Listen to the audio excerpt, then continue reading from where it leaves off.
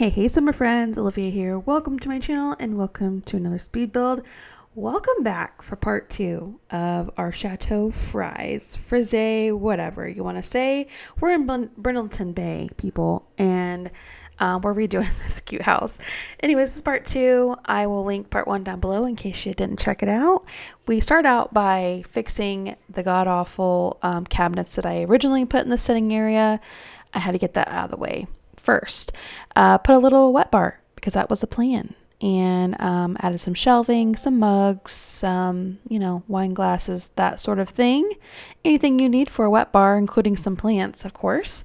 And then we will eventually move along to our pantry idea. And I will say it didn't turn out exactly how I had hoped. I don't know. I guess it's because of all in my head. I was thinking Khloe Kardashian pantry. It's definitely not. It's definitely turned, not to be a spoiler alert to you all, but it has definitely turned into a more, let's just say it is a more realistic pantry, okay? All the labels and things, I don't know what I was thinking in my head, like all the labels would just mesh. They don't. So you just, you see a lot of labels, and I think that kind of takes away the aesthetic. But we went with it. And we love it. We like it, kind of. But anyway, I had a lot of fun. I have a whole list of CC creators that I will link below that I was able to grab all this realistic food from. And I actually have a lot more that I didn't use. I went a little bit crazy. But I really had high hopes for this pantry. I think I should have got some better shelving, but this is what we're doing, and we're gonna stick to it. Now we start to build our pantry / bathroom / washer and dryer area. Per usual, I did actually sketch this out, but I kind of went rogue, and it turned out to be okay. I think that in my head it was a lot bigger than it ended up being. I did not have proper doors to my pantry, so you're gonna see me use like some storefront commercial doors in a second. They won't stay. I will go find some really cute doors, a true pantry door, if you will, and I just went with these for now. So you can laugh if you want.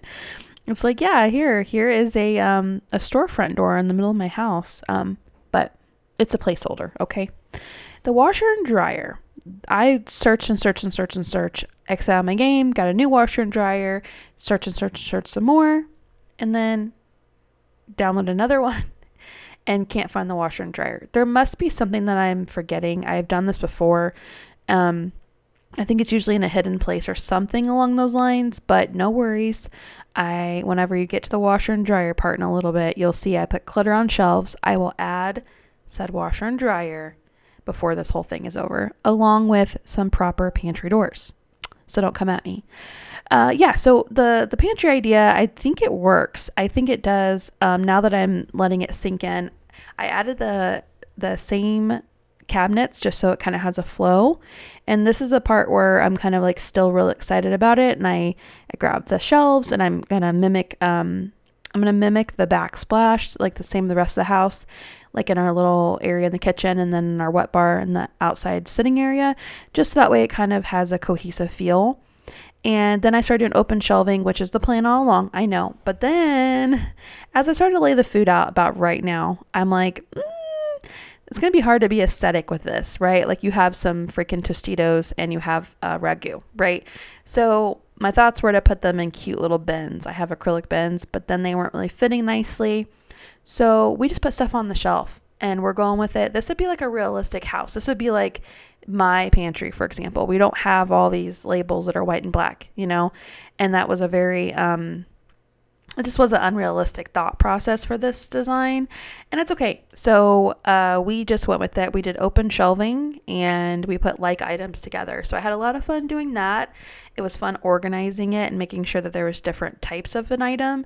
And I put I had way more food, trust me. I link down below all the different foods I do have for this build, and there are a lot more options, but I just didn't have room. It's crazy how much shelving you would actually need for all the food I got. I stuck with these items just as like my favorites, you know. The pasta is a nice find. The creator is Cody, Coti. They're linked below as well, but they have really realistic food, including lots of pastas and sauces and all those things. Was really happy, but they don't have any gluten-free options. So get with the times, Cody. No, just kidding. Great stuff. Loved it. And all free on their Patreon. So check it out. The way I do that too, I don't know if you're someone who doesn't go to Patreon because you might think that everything costs. If you're like, for me, I explore them. And if it's somebody that I really, really love and I want some of the hidden content, I will go ahead and subscribe every now and then. But if you can go to their post and then go to filter and do public, and then it'll show you the free stuff. And this was all free on their site. So very, very worthwhile. There's some good stuff on there. And also, I was only searching for food. I was on a mission, but there's a lot of other stuff too, not just food. So go check them out. Check out everybody that I posted below. If you're in the market to go CC shopping, there's some good stuff out there. How are you? How are you really? It is still Snowmageddon here in Kansas City. Lots of snow, very, very cold. Kids are doing virtual learning tomorrow, which as a mom that works from home, it is rough. I can't imagine for the parents who don't work at home and have to kind of coordinate that. I just don't think the school districts really think that through. I know they're smart and all, but I just don't think they really think about that, how that is for us. I mean, I'm trying to work. I have meetings. They're asking me for a freaking mechanical pencil lead. Their eraser's not working right. They need a special paper their teacher wants them to have. Where's that notebook? It's a lot. And so call me a bad mom, whatever. I don't know if they'll actually be going to virtual learning. They may just resume whenever school resumes. So that's how I feel about that. Because again, we are also working from home. It's not like we're just sending them somewhere that's going to be dedicated to their care for this. It's like we are also here with meetings, and Robert has meetings, and I'm talking on the phone, and I'm doing this and doing that. And it's just, it's not exactly ideal. And trust me, I get online learning. I'm actually an advocate for it. I make curriculum. That's my job. I do virtual curriculum all the time. So I get it. But when you have smaller kids, especially my littles, and my older, like she'll do fine. She'll get on in the morning. She'll see where her assignments are. She'll get them done in 2 hours, right? But it's just the little ones that's really hard to, it's math time at 2:30, and then we're switching to reading, and it's hard. And I would prefer just the typical traditional snow days like we used to have back in the day. Now they have like 1 or 2, and the rest are all virtual. And so, just not a big fan. And now we move on to our laundry area. Again, couldn't find it in the game, even though I downloaded like 6 of them, like more so like 3. There's just a trick that I must not be thinking about, but I will get those in here along with that pantry door updated before the end of the build. I'm really happy with all the Clorox and Windex and stuff. All those cleaning supplies are so awesome. It's the little things in life, like I always say, but those stuff, the Downy crystals, come on, Snuggle. It's the best, honestly. I remember being like 13, 14, wishing when I had my laundry stuff, like the Sims laundry. And it's like, I wish I could have had like name brand, right? And here I am, living my dream. Let me tell you. We are now moving on to the dining/living room area. Now, I've said it, but it's so true. This house is huge. Lots of space to cover. This is going to be more so the formal dining room. The other one is where you might go eat dinner. This was more if you're having like a house party or such. And so I try to find furniture that would take up more space. Funny thing is, when I was looking for stuff, I found a fish aquarium. And it made me think about when I was playing Sims when I was younger. There was never, this is pre-CC for me, but there was never a time that I did not build a house that didn't have a fish tank in it. It just added to the aesthetics of it. So I'm like, now my goal is to go find a modern aquarium, like a full wall situation. That would have been really, really cool on that back wall right there. Just saying. Once we find a rug, we're going to move on from that. We as an I don't know why I keep saying we're going to go over to the living room and try to fill it up. The biggest problem was trying to make sure that it felt cozy without making the furniture feel like it's so spread out.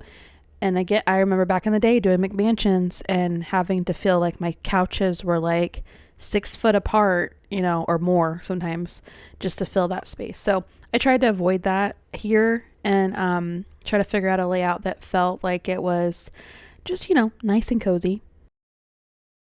I definitely wanted a TV since the other living space doesn't have one. This would be more so, again, if guests were over, you hang out, and watch TV, unwind after a long day, that kind of thing. I'm all about a living space not having a TV. I've done it before in my own house. But then like I would say maybe almost a year ago, we finally got a TV in our living room. Before we had one in our rooms and, there's one downstairs, but we actually have one in our living room and it is a game changer. It does make gathering a lot better. You can turn something on. I use my TV a lot at my house, more so for TV art. I don't necessarily watch a lot of TV per se in there. But it is nice to have it. So I definitely wanted to make sure that I had one in this living space just so people could gather, watch TV, watch the game, whatever. So what's for dinner? I need some ideas. We have, again, the whole snowstorm thing had us just not really prepared. We got stuff to make spaghetti and we got stuff to make I said it was like a copycat of the gnocchi soup from Olive Garden on a past video, but truthfully, it's more so really what it is I make sausage, like breakfast sausage. I know it sounds weird, stay with me. And you take that and you brown it up and then you put it in the crock pot and then you pour like heavy cream and a block of cream cheese and just let it melt. And then you add either egg noodles if you want, or you add mushrooms and you add spinach normally and let that just kind of like cook down, and chicken stock. Oh, that's a big thing, chicken stock. And then just becomes like this creamy soup, right? And it's so good. And then at the very end, you can add, again, your noodles, your egg noodles, or like cheese tortellini. It's just really, really yummy. But we made it yesterday and there's not a lot left. So now I'm like, okay, so we had 2 meals planned for this whole Snowmageddon. And now I'm like, it might be one of those like fend for yourself, eat out of the freezer nights. Like, we have tons of different chicken nuggets in there, fish sticks we never eat, different mini pizzas, all the things. Maybe we'll do that. Although earlier I was wanting a snack and I got in there and I normally never eat Uncrustables, but I heated one up and I took a bite out of the honey and peanut butter one and I burnt my lip.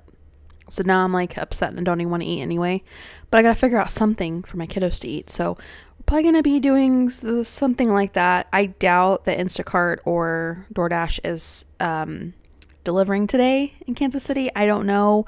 I don't have the heart to order anyway because we haven't shoveled our sidewalk. I think that's super rude that people expect deliveries. They don't they don't have the decency to make them a safe way to walk. A long time ago, we were about to move from our old house and it was a snowy day with super bad ice. And this guy, he was delivering something. It was definitely like a FedEx or something. It was nothing like, it wasn't like an Instacart or anything like that. But he actually fell. He was, I was looking out our big window and he was walking back down our driveway and he actually fell on his tailbone and it looked like it hurt really bad. He was cussing and everything else. And I always think about that moment. Not that we did, anything wrong, because it was just a normal snow day and we weren't expecting per se a package. It must have just been something, just, I don't know what it was, but it wasn't like I had ordered food intentionally and it was, to arrive. It's just, anyway, I always think about that moment and how it's really important to make sure that you have a safe place for your people to deliver stuff to. Because, man, I don't think that guy was having a good day at all. I mean, if I fell while doing a delivery in the cold, I don't think I'd be having such a great day either, to be honest. But, yeah, I always think about him whenever I wanted to order something and it's cold out. If we don't have our stuff properly done, I'm just nah, not doing it. But that's also whenever you crave stuff.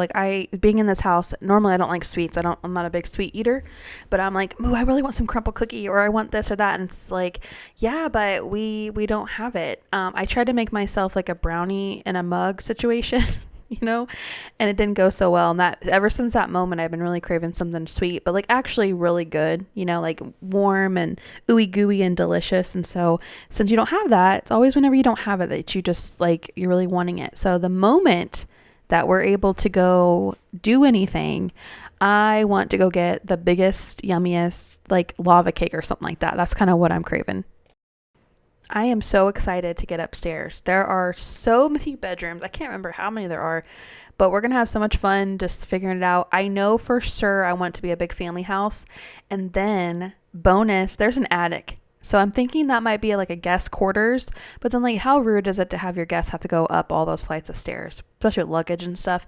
So I'm thinking maybe that's like the parents' quarters. That's kind of what I'm thinking. So I need to go find some really good beds and furniture because I don't really have really good beds. I really don't. I never do. It's always one of those things that I use the same old. So I'm going to go do that before I start on part 3. And then I'm going to try to find some bathroom layouts that fit this space and up my game there as well. So super duper excited for part 3. Thanks for hanging out. Again, if you haven't seen part 1, I will link it down below for you to check out. And in the meantime, I'm going to leave you here in the bathroom. My favorite place in the world, as you know. Can't stand it. But I think it's turned out okay. It's a very small little bath. You know, it's the first level bath. It's usually just a toilet and, you know, a sink or two. So I'll leave you here. Thanks so much for stopping by. Don't forget to subscribe so you don't miss part 3. And I'll catch you next time. I miss you when you're gone. I always miss you when you're gone. I miss you when you're gone.